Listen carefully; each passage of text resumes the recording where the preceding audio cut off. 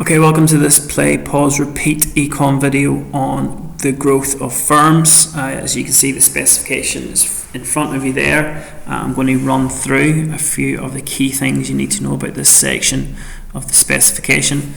So the first thing I would like you to pause the video and do is to define what stakeholders are. So hopefully you got that stakeholders are an individual or a group of people who have an interest or indeed are impacted by the decisions of a business. Second thing, can you give examples please? Pause.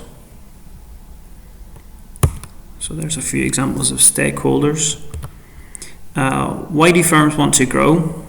So see if you can write down a few reasons or motives for growth. Pause. So the key motives are profit, cost, market power, risk and managerial motives. The next thing I'd like you to identify is the two ways a firm can grow. You should be able to do this in your head, so you don't need to pause the video. So there's internal growth and external growth. So see if you can define or remember what internal growth is, please. Pause. So internal growth occurs when a business expands on its own. So there's various ways this can be done. So see if you can pause the video now and identify a few of them. So the main ways: expand in production, so that's investing in new capital equipment, R&D to develop new products, finding new markets to export to, and growing your customer base via marketing. So now see if you can define what external growth is, please. So external growth involves a merger or a takeover, so it's when firms come together to grow. So see if you can pause the video and recall what the three types of mergers or integration are, please.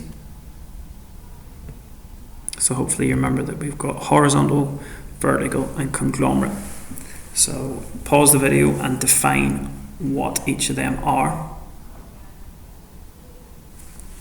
So hopefully you've got that horizontal is when two firms in the same industry and at the same stage of production merge. So for example, Sainsbury's and Asda.